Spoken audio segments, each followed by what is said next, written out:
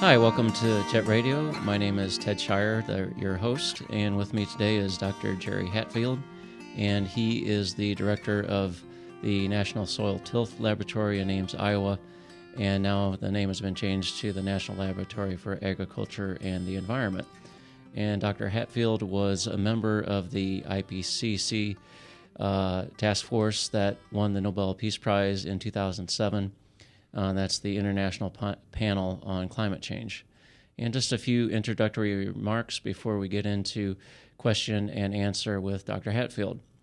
So, JETT Radio is dedicated to community service as a means of sustainability. And the idea there is that the more people are involved from the community and making it a better place, the more sustainable it will be. And so, in many ways, sustainability is about supporting what other people are interested in and also making a contribution ourselves. Traditional approaches to community sustainability through government assistance have not yielded the best results, and alternative approaches where people help people have worked better through nonprofit organizations, because when we help people, we help ourselves. So most nations currently are becoming less sustainable because of practices such as that. And this series is part of a book launch for Everyone Needs Sustainability, which is a book I am authoring, which deals with community service as a means of sustainability and how the different areas of sustainability interact. And so this week's focus is environmental sustainability, and we'll have a particular focus on soil sustainability and climate change. So, Jerry, can you tell us a bit about yourself and your work? Yeah, I'm a native Kansan. I grew up in the eastern part of Kansas. Actually spent time, after I got my Ph.D., I spent time in California, Texas, and been back in Iowa for the last almost 26 years now as a director of the National Lab for Ag and the Environment. My research really focuses on soil-plant atmosphere interactions. How do we look at those interactions between the soil, the plant, and the atmosphere? And if you think about climate change, what disruptions is that causing and what we expect as normal environments? How does that impact the capacity or the capability of the soil to supply water or nutrients to the plant? And then how can we efficiently grow that plant to feed the population of the future? And in that real piece, what really becomes very operative is how do we preserve that productive capability into the future? Yeah. So has that holistic approach, has that been pretty recent, or how long has it been possible to take into consideration the whole picture? Well, actually, we've taken into consideration the whole picture for long periods of time. I mean, you go back and there's papers that are written in the 40s and the 50s that talk about, managing agricultural systems. And it really kind of focused on one piece of the puzzle. But I think in the last 20 years is where we've really had the emphasis on what ag is doing to its environment. We see all the questions that are being raised about herbicide runoff or nitrate leaching into aquifers, or runoff of herbicides, even runoff of sediment. So I think that's become a bigger attention to this. And I think one of the other pieces that's brought attention to this is the fact that we live in such a data-rich era. We have satellite data. Farmers have all the prescription tools. They have yield monitors. And so I think they've become more aware of what the variability is within their fields, among their fields, across years. And I think that's really caused a lot of attention to be paid to just how do these pieces fit together and what can we do to do a better job of management on them? Absolutely. So I was thinking more in terms of what Monsanto is doing, and they're a fellow prize winner. They won the World Food Prize last year, and they have excellent science. Learned about their programs more at their learning center in Huxley. And so that is a more recent development. and there's this continuum as you described in the history of the development of the science. But I was absolutely blown away in terms of the total package of precision that's available, and the amounts that each of those components can do to increase yields. It's absolutely phenomenal. And so we've got two major buffers. We've got huge sustainability issues, but we've also got huge buffers. We've got a huge buffer in terms of the way the land is managed, and then we've got this huge buffer in terms of precision farming that can give us some leeway to deal with the sustainability issues that we're facing. Can you give us some feedback on that? Yeah, I mean, let's talk about the Monsanto learning farm and the increments of improvement. I mean, if you just from real simple examples, if you look in past history of yield improvement, one of the notable cases in that is that we look at planted versus harvested acres. In the 50s and the 60s, there was a large gap between planted and harvested because we lost the crop for all sorts of different reasons. And then you kind of see the era of seed treatments come in so we could protect it against seedling diseases. And then what you begin to see is that loss between planted and harvested really began to shrink because we did a better job of technology. So every one of those technological pieces has added an increment of being able to preserve the yield potential of that crop. Yeah. And so if you look at a crop and you just take corn, I mean, its greatest yield potential is that bag of seed, because it has all the potential in there. And then as we put it into the environment, you can just think about the environment nibbling away at that yield potential. And so what I think we've become more aware of in the past few years is just how does the environment, and I look at the broader sense of environment, what do we have for the physical environment, rainfall, temperature, solar radiation, and then we've got the biotic environment, insects and diseases and weeds, and, all kind of nibble away at this plant. So anything we can do with technology to kind of help preserve that yield potential is showing a benefit. Yeah. No, I feel like I could, we could talk about this for hours and not get tired, but I want to throw out some definitions here. So in terms of what environmental sustainability is, it's always best to approach that holistically.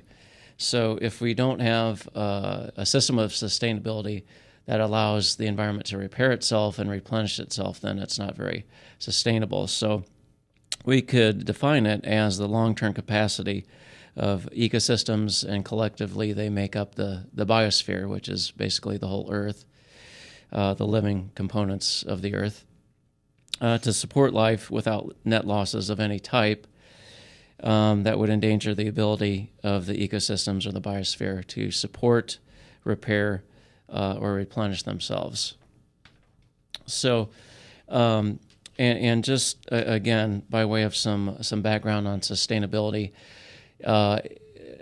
environmental sustainability goes back to human behavior, except in the case of some types of natural disasters. So really, it's all dependent on personal sustainability, which then goes in a hierarchy to community sustainability, and it also affects financial sustainability.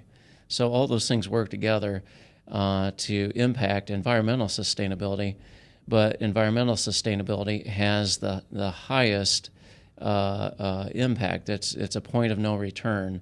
If even though environmental sustainability is not a root cause, it's the most significant effect. So if we lose environmental sustainability, then we lose the ability to replenish. And that's a point of no return because human lifespans are not coordinated with geological time, which is what it would take to repair it. So, as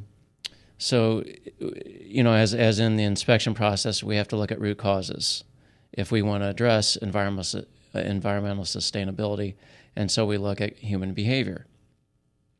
So, for instance, if we want to look at examples of how treating symptoms doesn't work, we can look at the example of obesity. So if we don't treat the root cause of eating disorders or eating addiction, which ultimately it comes down to, we'll continue to treat the symptoms indefinitely, such as type 2 diabetes. And another example is fossil fuels. So if we treat the symptoms of a non-renewable energy source, then we'll be dealing with that indefinitely, as opposed to developing a renewable energy infrastructure that would be good indefinitely. So fixing symptoms like oil spills, cleaning them up, that doesn't work in the long term. We need to look at the root and develop a renewable energy infrastructure. So, and it's curious to note that if the research funds that have gone into fossil fuels had gone into renewable energy, given the progress of technological advancement, then we'd probably have affordable and reliable renewable energy at this point, because that fossil fuels have had 100 years to develop. So, with personal sustainability issues, how do we address human behavior? That's at the root of that. That's through personal sustainability that impacts community, financial, and then environmental sustainability. And if people want to change, they'll address the root cause within themselves.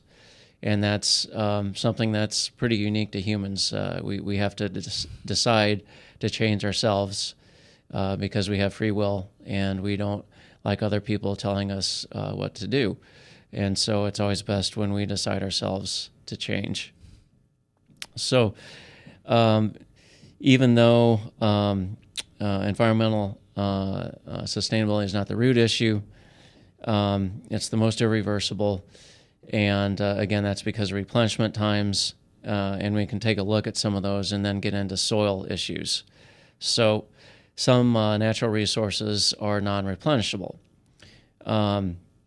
And so, we can look at fossil fuels, which, we've probably all heard, and, programs on the news take millions of years to be formed. And then soil, and going to ask for Jerry's expertise on this, but, according to some reports, an inch of soil takes about 500 years to develop. And so, Jerry, how long does soil replenishment take under no-till conditions? Well, if we think about soil replenishment, and I think we have to look at, excuse me, what we mean by soil replenishment. I mean, we're thinking about bringing biological activity back into the soil, organic matter back into the soil, some of the functionality back into the soil. Actually, we begin to see that change in relatively short periods of time. If we take and go to a no-till system, and we can begin to see changes that occur within 1 year of that upper surface. You see a change in the color of that soil, so we're getting more organic matter into it. We see a change in the aggregate stability of that soil. And in a lot of cases, why we think soil takes so long to recharge itself or change itself is because we don't look at this thin layer of soil. We don't look at the upper inch. We look at the upper 6 inches, which really does take a long time to make a change in. But the upper inch is very, very responsive to this, and that's really where we see a lot of the biological activity really begin to express itself. And so we can see color changes in a short period of time. We can also see the opposite effect when we remove residue or we begin to till that soil. Within 1 year, the stability of those aggregates begins to diminish. And the reason we talk about the stability of the aggregates is because it's those lumps of sand, silt, and clay that's held together by the glue that's given off by biology. That allows that surface to absorb water, it allows the water to flow down into it, and it doesn't dissolve, so that when the rain hits it, it just begins to run off. Mm-hmm. So that's the dynamics of all this. If we look at soil replenishment, clear down to the fact of where does it take to get humic substances in the soil, then we're talking about decades. But if we're talking about some of the fast organic matter pools, we're talking about years. Okay. So how do so if we get some gains, do the torrential rains wipe out those short-term gains? If we, and again, let's frame the question from a standpoint that if we have a no-till system and we keep the residue layer on top of the no-till, because let's let the residue be the buffer of the rainfall energy, so that when that raindrop hits the top of that residue, then all its energy is diminished and it just kind of soaks down through that residue and slowly into the soil. If we take that same no-till system and we don't till it, but we take the residue cover off of it, and so that soil is subjected to the forces of rainfall, then we see that degradation of it just because it can't handle the energy. Yeah. So I mean it's a matter that it really is conditionally dependent upon how we look at managing the overall surface of that soil. Yeah. So last June, when I was driving north on I-35, I saw the effects of that 5 to 10 inch rain, and so there were shallow lakes all the way up to Minnesota, and so it was a disturbing sight. But I saw no-till fields where they were gullied and washed out, and so when you see a gullied field that's a result of a torrential rain, how much is the non-gullied part of the field affected in terms of soil quality and all that?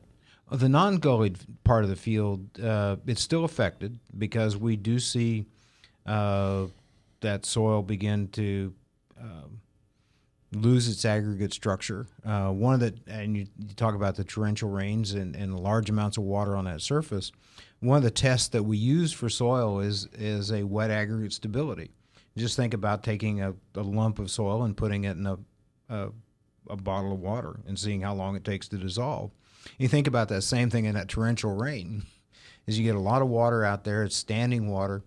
It's like running a large-scale wet aggregate stability test, and so it begins to dissolve those soil particles, and that's where it begins to run off. Yeah. And so then, and even microscale topography, winds it through and gets the channels, and then where you see gullies across it. But if you look at a conventionally tilled field versus that no-till, you see a lot wider gullies. You see a lot deeper gullies in that conventionally tilled field, because that runoff starts a lot sooner. Gotcha. So there are micro gullies. Is that correct? It's micro topography. I mean, you think about this. You can't stack water up. It's going to flow somewhere. The only way we stack water up is snow drifts. And even there, when it melts, it runs off. And so when you think about these torrential rains, just microscale changes in the slope, and we're talking about things that are probably not discernible to our eye, but to a water droplet, that's enough to get it moving. And sure. Once it starts moving, it kind of follows a path, and then it ends up moving across the landscape. Interesting. So don't answer this now because we're coming up to a break. But so in addition to that kind of micro channeling, I've heard about atmospheric channeling, and so hopefully I can ask you a spur of the moment question on some of the climate effects there. But we're going to go to a break, and then I've got I could keep asking you questions for a long time here. So let's go to a break, and when we come back, we'll continue to talk about soil and climate with Dr. Jerry Hatfield. Again, he's the director of the Laboratory for Agriculture and the Environment in Ames, Iowa. From the RE/MAX Real Estate Concept Studios, this is Webcast One Live. I'm Brian Leach, owner of Service Legends, and my position is Chief Talent Officer. I'm Nicholas Wonderscheid. I am Bernie Hobbs, And I'm the Service Manager. Marketing Director and Client Relations Manager. Everything that we do is about ensuring that we exceed your expectations. Our clients are important to us. 100% satisfaction. We're not just focused on heating and cooling. That's the easiest part of our job, actually, is fixing furnaces and air conditioners. Everyone that we come in touch with, we want to improve lives. Bottom line is, we've got our installation guarantees, 25% energy savings guarantee, comfort guarantee, temperature selection guarantee, property protection guarantee. 100% satisfaction guaranteed. Fixed rate or it's free. All of those guarantees are backed up with a 100% money-back guarantee to hold ourselves accountable to making sure that you get what you're after. Just fixing the problem today. If they have another problem 5 days down the road, it's still fixed rate or it's free. We use what's called straightforward pricing. Our technicians are going to give you an exact to-the-penny price on what it's going to take before they move forward with any repair. That way you know what to expect. It's the same price every day. No surprises. If you get off work at 5 o'clock in the afternoon, you come home, you realize that, oh, my furnace is... You need to call somebody out that night. You shouldn't have to pay more for that. We're guaranteeing service 24/7. We run afternoons, evenings, nights, weekends. We're staffed to work that. Phone rings at 3 in the morning. You'll get one of our representatives answering the phone every time. We're not sending you out to Timbuktu in some call center. It's our Service Legend team members, our mission control team. I'll take a call anytime. And then they answer the phones the same way during the day as they do at night. It's a great day at your service company. How can we make you smile? That's the only way to provide true 24-hour service. When you're able to let somebody actually live in their home safely when they weren't able to do that before, where they don't have to stay up at night and worry about, is the heat going to come back on? Are we going to freeze the pipes? Is the baby in the room next door going to be sick because they got too cold? When you're able to help somebody overcome challenges like that, that's impacting a life. That makes a difference. I get goosebumps thinking about it. I love the team. I love the people that I work with. We have fun, but we work hard. I call them my ambassadors of legendary service. If you could just envision what that is, that's who we're sending to your home. They literally will call in, pick up the phone and call and say, hey, I want to talk to your manager. And I get on the phone, they're like, that technician that was at my house was the greatest technician ever. That's cool to me. We want to brighten people's days. Every person that we have going into the house has gone through an extensive background check. Drug testing, we have a very thorough interview process that 1 out of 140 people make it through. If we promise you something, that's what you're going to get, no matter what. We're here when you need us to protect the safety and comfort of your family. If you're not happy, we're gonna make it right. If we're willing to put 100% money-back guarantee on what we do, what type of work do you think we do? Give us a call. We're there for you 24/7, 365 days a year. Enough said.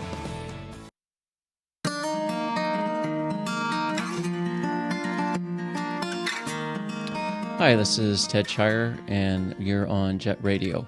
And with me today is Dr. Jerry Hatfield. He is the director of agriculture, the Laboratory for Agriculture and the Environment with the USDA in Ames, Iowa.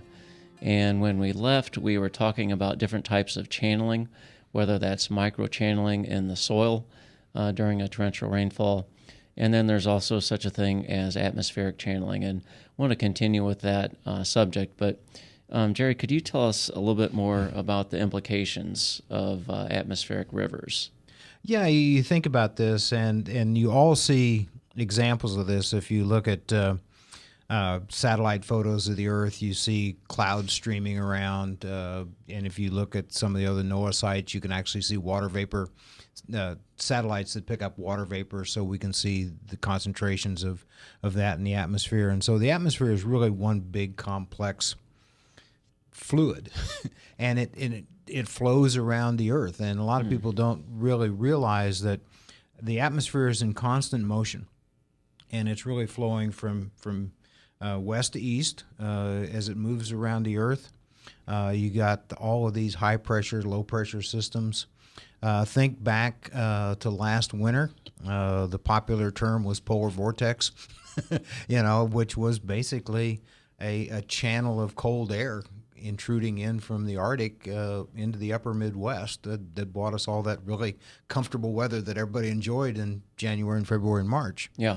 And so we see that. We see another example of channeling, and that's all the Gulf moisture that comes in during the summer into the Midwest that brings us our rainfall. That really makes the Midwest what it is in terms of an agricultural system. Yeah. It's interesting because when I was growing up, and And this is really not unique to me. Pretty much everyone I talk to these days says, since I was growing up, we didn't have these kind of rainfalls. Personally, I remember the first one that stuck in my memory was, a 7-inch rain back in 1990 it was the first time I had seen the Skunk River flood and Squaw Creek up in Ames. But, then that began to happen on a regular basis. And, everyone else has pretty much noticed that as well. Things are changing. And so, it's appropriate, I think, to bring up at this time, just what some of the effects in the future on torrential rainfall would be to global warming. Can you tell us about the relationship between atmospheric warming and the capacity of the atmosphere to hold water?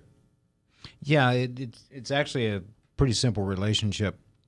There's an exponential relationship between the saturation vapor pressure and the temperature of the air. And really what that means in layman's term is that the warmer the air, the more water vapor the air will hold.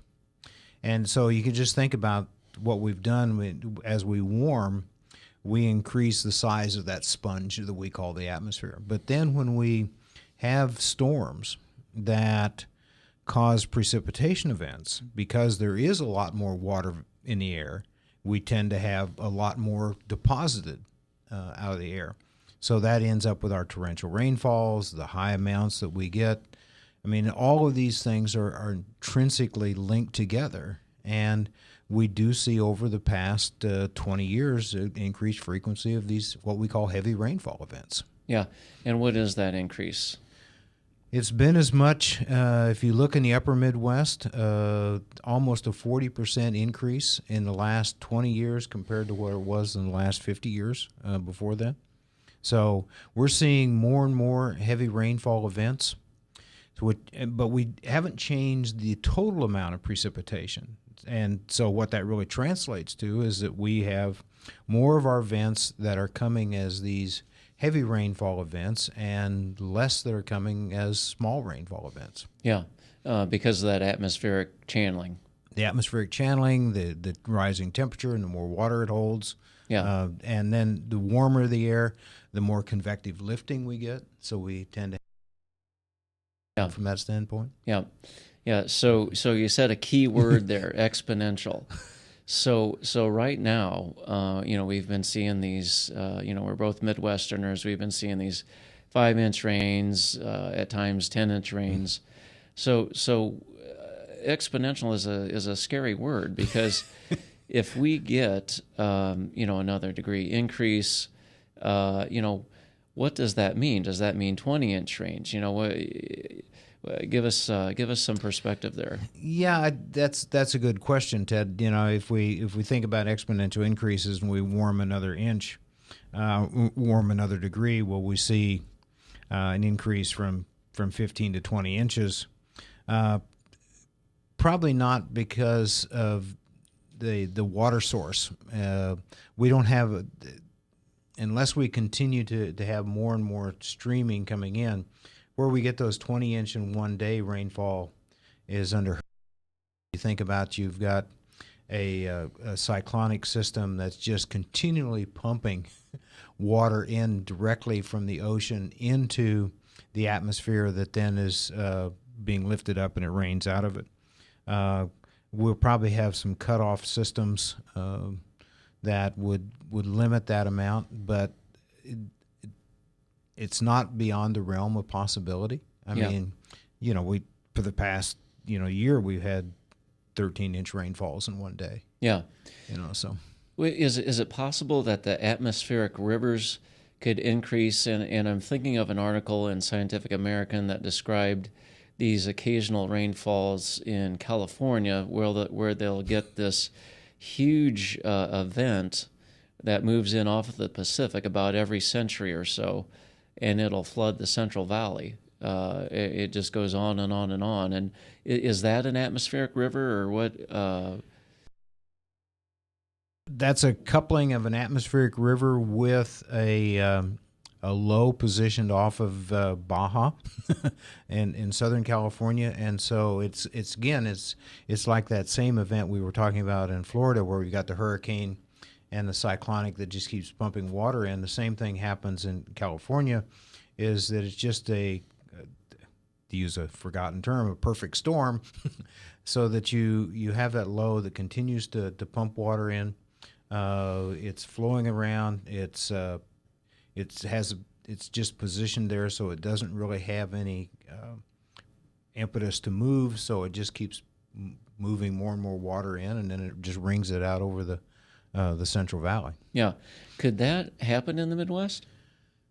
Not so much. We tend, once storms hit the Midwest, because again, this river of air that's flowing around that, we don't tend to have that residence time, lows moving. I mean, we do have some stagnant lows, that kind of set here for a while, but they don't set here and have the water vapor source in them that we would have if we were directly coupled to an ocean. Sure. No, that's interesting. So, back to soil for a minute here.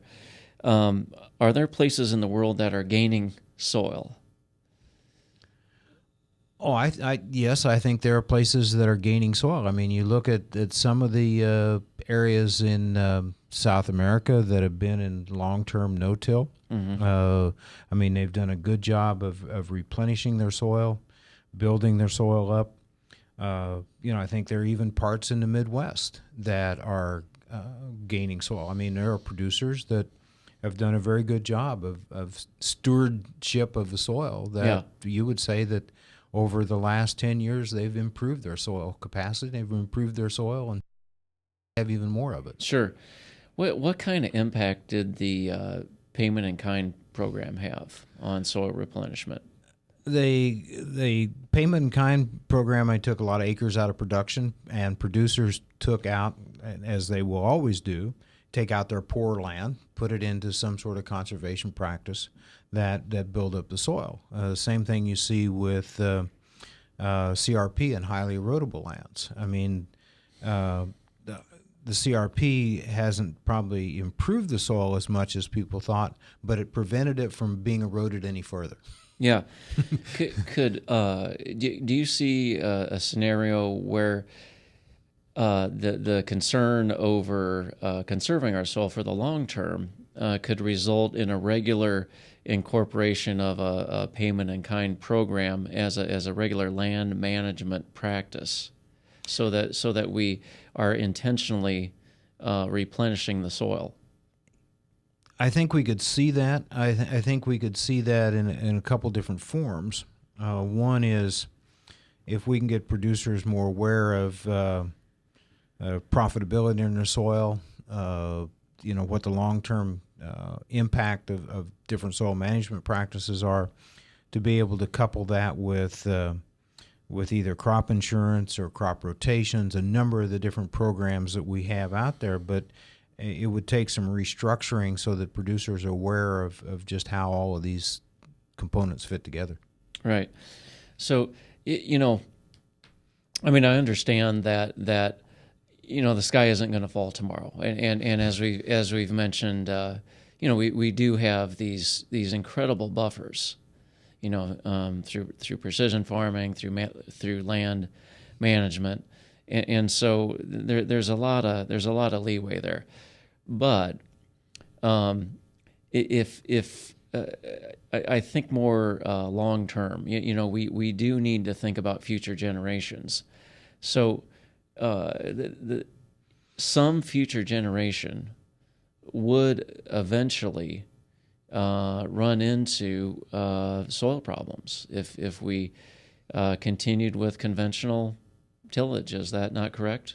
Yeah, and I'll give you a couple examples that I think are fairly dramatic, even across central Iowa here. If you look back at the landscape, and we're in this prairie pothole structure. We have Clarion Canisteo soils at the top of the knob. We have Nicolette Webster's near the bottom. We have Okomboji at the very bottom of that slope. And if you look at satellite photos from the 70s, that area that was the light-colored knob, which was eroded soil. And if you look today, those spots within that field are 3 times bigger.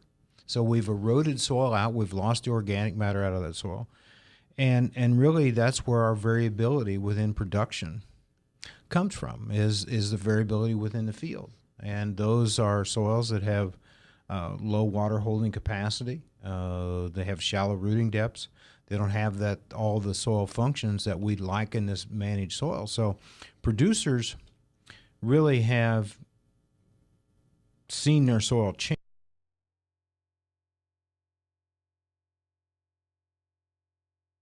You know, they've actually seen a lot of changes in their soil over that 40-year period.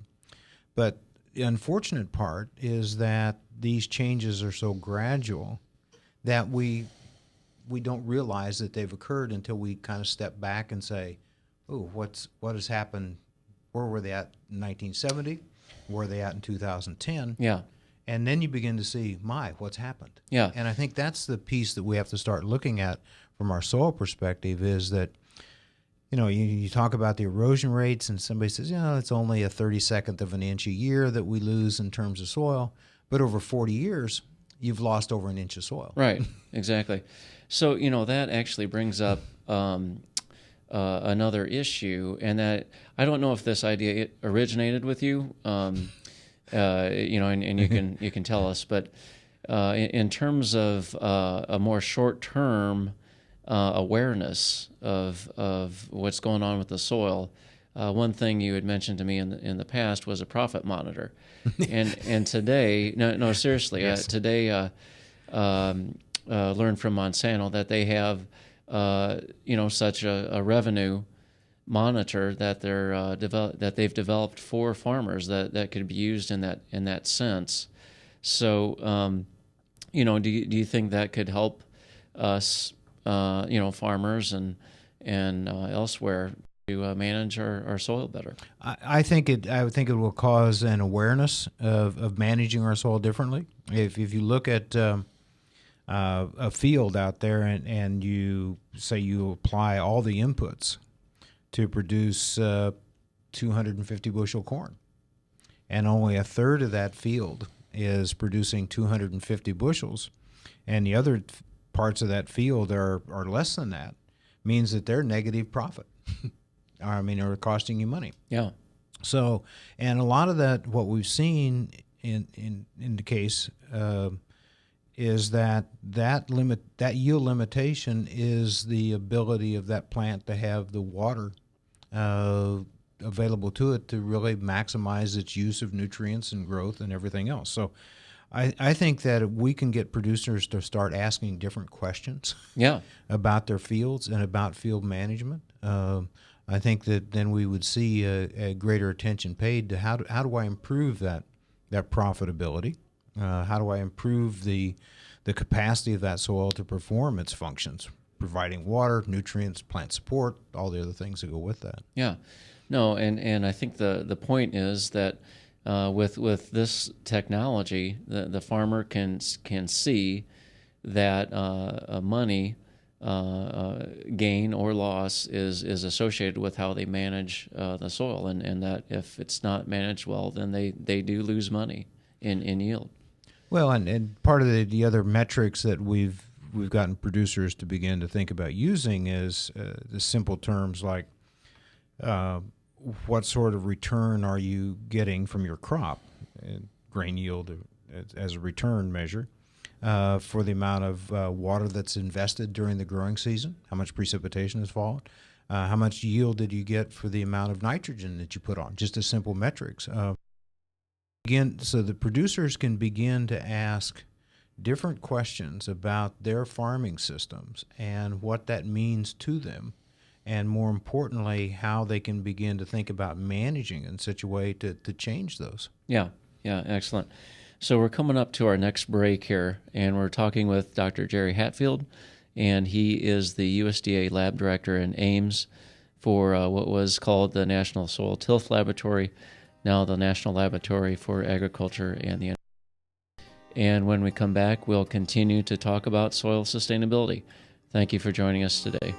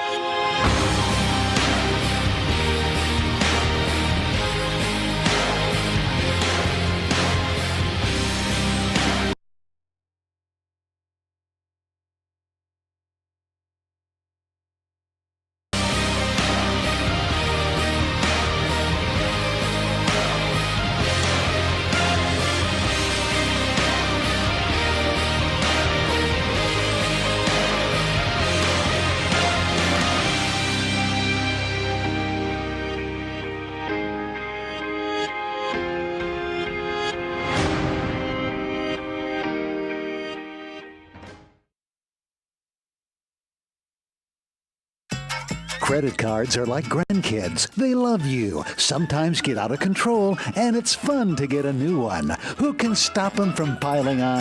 Hi, I'm Tom Coates with Consumer Credit of Des Moines. At the end of the day, you can return the grandkids, but you're stuck paying off bad credit card debt. We'll help you put the fun back into using credit cards responsibly. Right, kids? Yeah! If you need help getting credit cards off your back, call Consumer Credit of Des Moines.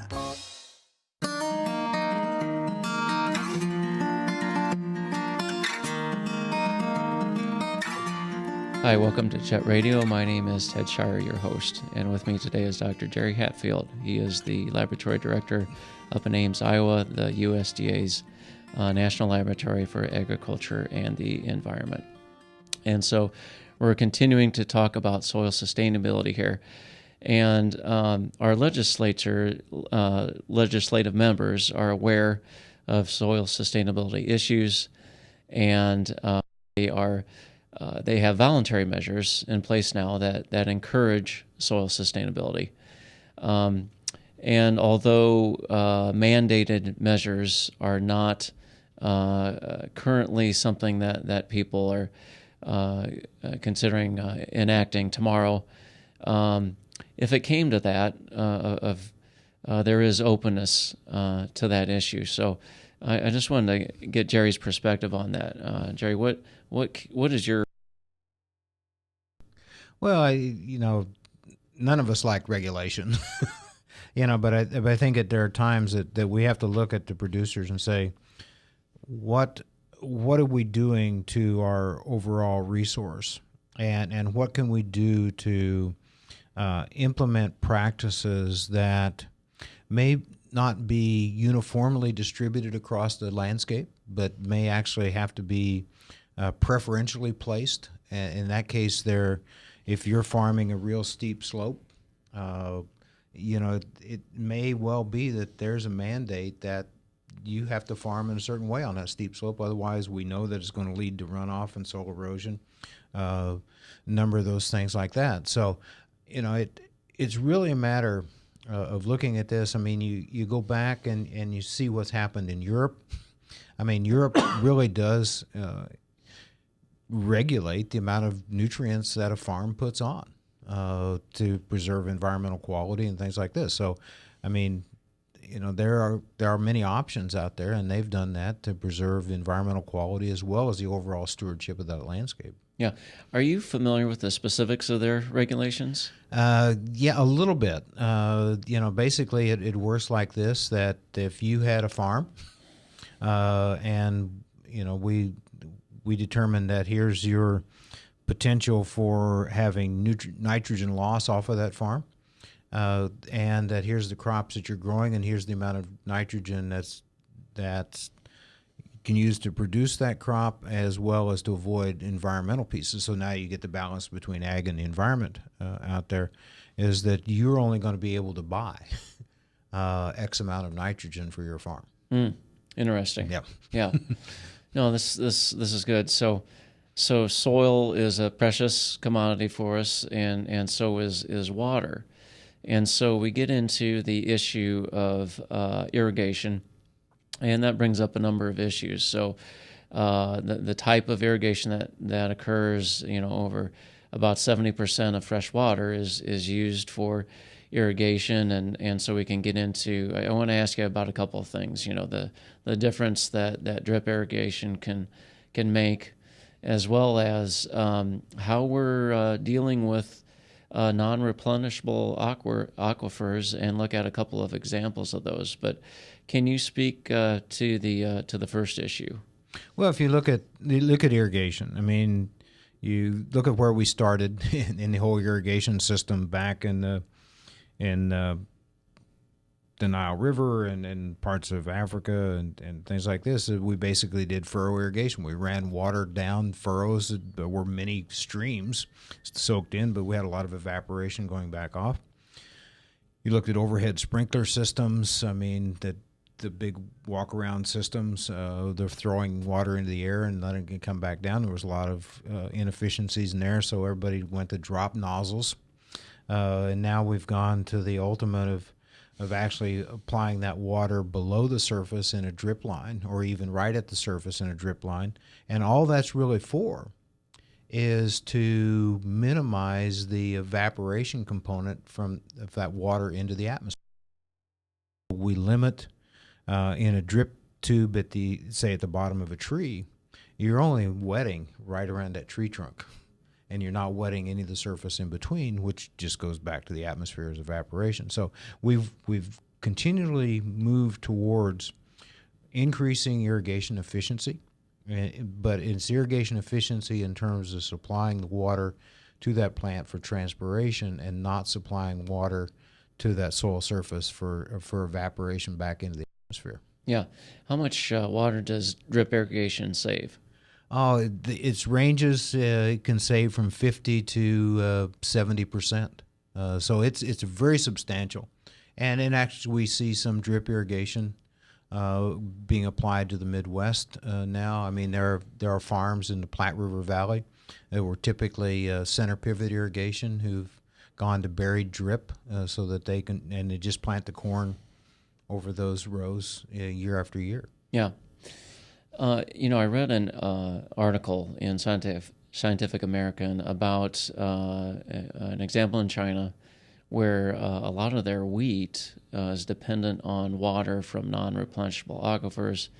And then here in the U.S., could you tell us more about the Ogallala aquifer and the implications for our, crop production here? Well, if you look at the Ogallala aquifer of the Rocky Mountains, so you're talking about parts of Colorado, Nebraska, Kansas, Texas, Oklahoma. It's often referred to as fossil water because it's deep, it's non-replenishable, at least in our lifetime. Over geologic periods of time, it may be replenished. But if you look at that, some of the worst estimates is that there'll be a peak use of that water by 2040, which is only 25 years from now. If we really go to very strong conservation practices, just what we were talking about, if we go to drip irrigation, very, very water-conserving methods, it could stretch it into 2070. But, that's only 55 years now. So what that really says is that if that area, and if you look at western Kansas, western Nebraska, we're talking about 14, 16-inch rainfall zones, again, summer rainfall, but you're talking about dramatically changing the cropping practice from irrigated corn back to dryland wheat or dryland sorghum, reducing the productivity out of that land. And so that means that as we think about that change, would be more pressure on the Midwest to produce corn, where we do have the summer rainfall and not as reliant on irrigation to produce that crop. Yeah. Think about the implications of that. If we use up the Ogallala aquifer, within the next 50 years or so, that is only a generation away. And what would that generation say to us, to the previous generation? It's like, okay, you've left us with no water. I mean, it's going to take geological time to replenish this aquifer. What would the people do if that aquifer ran dry? I think the immediate, the flippant answer is what were you thinking? And I think that at times that we don't really have a good long-term strategy for our water resources.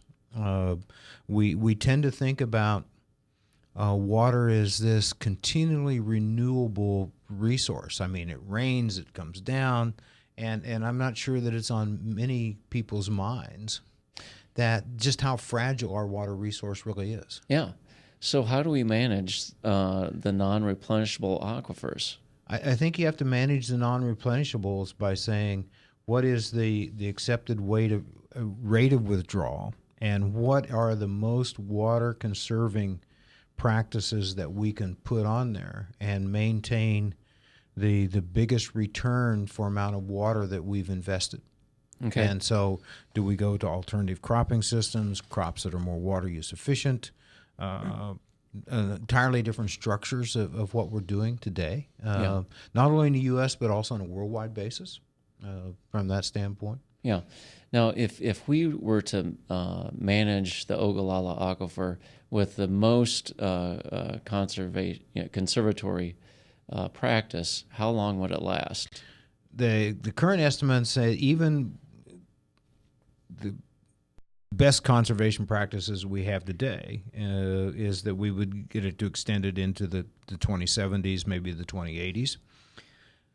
But I think there are still plenty of opportunities for much more innovation in conservation practices.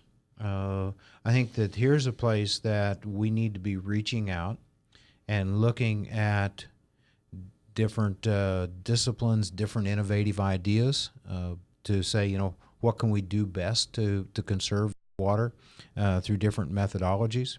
Some people have even proposed things that we haven't made use of in agriculture in terms of nanotechnologies. I mean, what are some of the technologies that we have just beginning to appear on the horizon that we could use to improve our water use efficiency? And I just think we need to think about how we put some of those technologies to work in questions that we're talking about here. Okay. Would crops, so no matter how well it is conserved, some future generation won't have the water there. So when that happens, what would happen? Would they just stop farming, but then just rely on well water and some other means of living besides farming? What kind of scenario? I mean, if you look at the Ogallala and fast forward to say 2100, and say we didn't have water in the Ogallala, we'd be looking and saying, what sort of desert type plants could we grow in there? What sort of ground cover could we put onto that we could use for food sources or feed sources? Again, let's look and see what that system looks like. But I know at one point we're going to have to think about how do we maintain some cover across that so we don't repeat the Dust Bowl of the 1930s, because that's very fragile soil in those areas. Yeah. So I want to move on here a little bit, and in some ways it's a return to some of what we were talking about before, but get into the actual evidence of global warming. But some of the figures that I came across were, in terms of the evidence for global warming, of the top 10 hottest years on record, 9 were recorded after the year 2000, and since 1976, every year has been warmer than the long-term average, and that's NASA data. Right. But can you summarize the temperature trends and what that evidence means? If you look, and it's interesting you point that out, is that every decade since the 70s has been warmer than the previous decade. And so we're on this trend upward. And this is where and we're talking about a global basis. And I think this is one of the things that people need to realize, is that just because we say that the decades have gotten warmer doesn't mean that everybody has warmed equally. I mean, if you look at the United States and the change between 1900 and 2000, is that the southeastern United States actually cooled a little bit. The upper Midwest, Pacific Northwest, Alaska, all warmed significantly. So we see this great distribution in what our warming patterns are. Again, by it's where we're positioned within the continent, a number of other things that happen in that. And so there's a lot of complexities to this whole warming issue. But we do know on a whole that the Earth is warming, and it's it's going to continue to warm at a rate that is influenced by CO2 in the atmosphere, but it's influenced a lot on the thing that we just talked about earlier. Because you think about in this recent 2 or 3 weeks across Iowa here with all our cloudy conditions, how narrow our temperature range has been from day to night. And cloud cover does that, and water vapor in the atmosphere does that. So a lot of our warming is due to the fact that we have more water vapor in the air. That it kind of acts as a barrier to heat exchange. Yeah, yeah. So we kind of got two big issues with global warming, melting ice, and torrential rains, because the warmer atmosphere holds more water. But what is the temperature impact at the poles? Because isn't that a greater increase in temperature than everywhere else? Or In fact, at the North Pole, it's much greater than even at the South Pole. what is that? I mean, we're talking about a 3 degrees C, projected rise by the 21st century. We're talking about, 7-8 degrees centigrade at the poles, and 4 to 5 degrees here. Which is still fairly substantial, and that's because you think about it, we melt the ice, we change the albedo of the surface, we warm more because we absorb more in the soil or by the soil surface, and so it just begins this feedback loop, and then we redistribute water across that, so we're not having as much snow, and so it's going to take a major change in this. And again, going back to a question you asked earlier, is it'll make a major change in these atmospheric rivers, and to be able to change that over time. So are we talking about a max of like 20 degrees Fahrenheit? Probably not 20. Probably more like 12 to 15. Okay. So, yeah, still fairly substantial, quite warm. Yeah, from that standpoint. And if you look at a curious thing that's happened, is that we've warmed more with our minimum temperatures than we are with our maximum temperatures. Interesting. And you think about what the greenhouse effect does, and this, I think, is the effect of water vapor in the atmosphere, is that, again, back at our example of cloud cover, is that when we have clouds, we cool less at night, and so I think our minimum temperatures are really indicative of the fact that we do have an increasing water vapor content. Yeah, yeah. So again, Scientific American article here with the West Antarctic ice sheet is vulnerable, and it's slipped over a point of no return in the geological structure of the continent, and so. What kind of increase in the height of sea level are we looking at if that ice sheet melts? Oh, if just that ice sheet melts, we're talking about 6 inches, something like that. But you think about 6 inches around the whole globe, you're talking about a very substantial rise. And I think that when you start looking at that, is just imagine islands in the Pacific. And what 6 inches would mean to them is that, that's very dramatic to them. One thing at the country of Bangladesh was a 9 to 12 inch rise would take about 2/3 of their agricultural area out of production. Yeah, and how many people does that feed? Oh, that's millions of people. Yeah. And so we're talking about a country, a very concentrated country, but just to put it in a perspective of what it means, because we often think, well, it'll just reduce the size of our beaches. When you look at a country like Bangladesh, we're talking about threatening the lives of millions of people. Yeah. We are out of time, but I want to thank Jerry for coming in to be with us today. And just to finish up, in terms of the total amount of water that's in all the glaciers, it's about 80 meters. And so, and about half the world's population lives on the coast. So there are major implications to ice melt. But thank you for joining us today. And again, thank you, Jerry. And next time we'll be back with everyone can make a difference and a contribution to the community. And that's really what it takes for long-term sustainability. So thank you for joining us today, and we'll see you next time.